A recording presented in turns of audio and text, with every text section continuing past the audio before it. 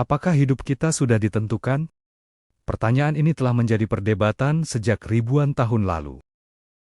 Apakah seluruh perjalanan hidup manusia sudah ditentukan sejak awal? Ataukah kita memiliki kendali untuk membentuknya? Di satu sisi, hidup tampak seperti serangkaian peristiwa yang terjadi begitu saja di luar kehendak kita. Namun, di sisi lain, banyak contoh menunjukkan bahwa manusia bisa mengubah jalan hidupnya dengan keputusan dan tindakan.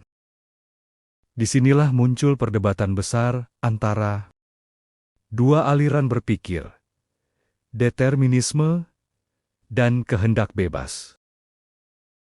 Determinisme, hidup adalah rangkaian sebab akibat. Dalam pandangan deterministik, segala sesuatu di dunia ini, termasuk pikiran, perasaan, dan tindakan manusia merupakan hasil dari sebab akibat yang tidak bisa dihindari. Artinya, jika kita bisa mengetahui semua faktor yang memengaruhi seseorang genetik, lingkungan, pengalaman masa lalu, maka kita bisa memprediksi dengan akurat apa yang akan dia lakukan. Misalnya, seorang anak yang tumbuh dalam keluarga kasar dan penuh kekerasan, besar kemungkinan akan memiliki trauma, rasa takut, atau bahkan kemarahan yang terbawa ke dewasa. Seseorang yang lahir di keluarga kaya raya, diberi akses pendidikan terbaik, relasi yang luas, dan tidak pernah kekurangan, kemungkinan besar akan memiliki peluang kesuksesan yang lebih besar dibandingkan orang yang tumbuh di lingkungan miskin tanpa akses serupa. Dari sudut pandang ini, hidup seperti program komputer. Inputnya jelas, maka output naya bisa ditebak. Maka wajar jika sebagian orang percaya bahwa takdir benar-benar sudah digariskan. Dan manusia hanyalah, quote, pemeran dan quote, dari skenario yang telah disiapkan sebelumnya. Tapi, apakah itu sepenuhnya benar? Kehendak bebas. Manusia punya pilihan. Di sisi lain, ada pandangan bahwa manusia memiliki kehendak bebas kemampuan untuk memilih. Sekalipun kita dipengaruhi oleh faktor luar, kita masih bisa membuat keputusan sendiri. Inilah yang membedakan manusia dari robot atau hewan.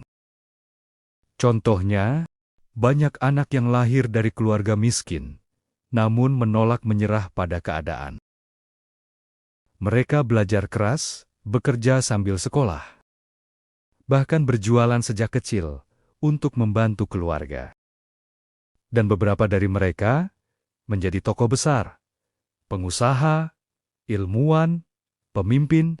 Sebaliknya, ada orang yang diberi semua fasilitas, namun hidupnya justru terjerumus ke dalam kehancuran karena pilihan buruk, narkoba, kejahatan, atau kemalasan.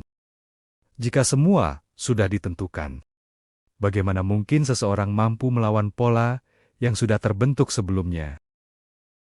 Justru, di sanalah bukti bahwa manusia punya kekuatan untuk memilih jalan yang berbeda. Genetika, lingkungan, dan pilihan. Untuk memahami posisi tengah antara determinisme dan kehendak bebas, kita perlu menganalisis 3 faktor utama yang membentuk kehidupan. Genetika bakat bawaan. Kita tidak bisa memilih DNA kita. Ada orang yang terlahir dengan IQ tinggi. Ada yang berbakat dalam seni atau olahraga. Tapi bakat bukan jaminan.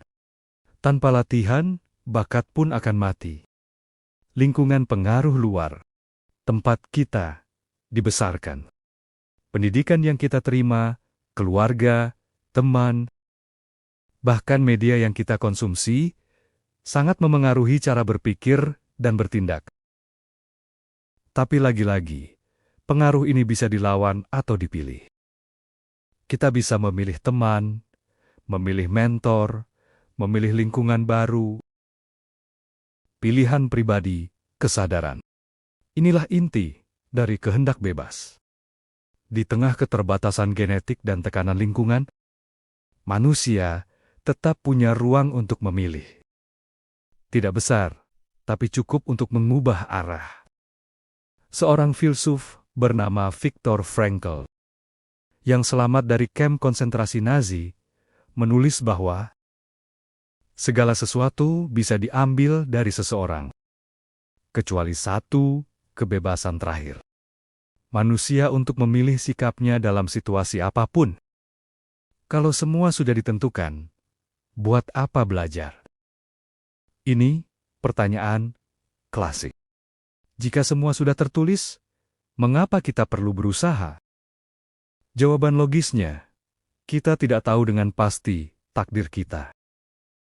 Karena itu, kita tetap harus berusaha semaksimal mungkin. Seperti seseorang yang sedang berada dalam ruangan gelap, apakah dia akan hanya duduk dan menunggu cahaya datang? Ataukah dia akan meraba-raba, mencoba menyalakan lampu, atau mencari pintu keluar? Jika semua manusia pasrah tanpa usaha, dunia akan berhenti berkembang. Tidak ada ilmu pengetahuan, tidak ada perubahan sosial, tidak ada peradaban, dan yang lebih penting, jika kita percaya bahwa hidup ini hanya ditentukan oleh faktor luar, maka tidak ada makna tanggung jawab pribadi. Semua kesalahan akan disalahkan ke quote, takdir dan quote. Dan tidak akan ada dorongan untuk memperbaiki diri. Ilustrasi nyata, jalan yang bercabang. Bayangkan, kamu sedang berdiri di simpang 3. Jalan ke kiri adalah jalan yang sudah biasa kamu tempuh. Nyaman. Aman, tapi tidak menjanjikan pertumbuhan. Jalan ke kanan adalah jalan yang menanjak, penuh batu dan duri, tapi menjanjikan pemandangan indah di puncaknya.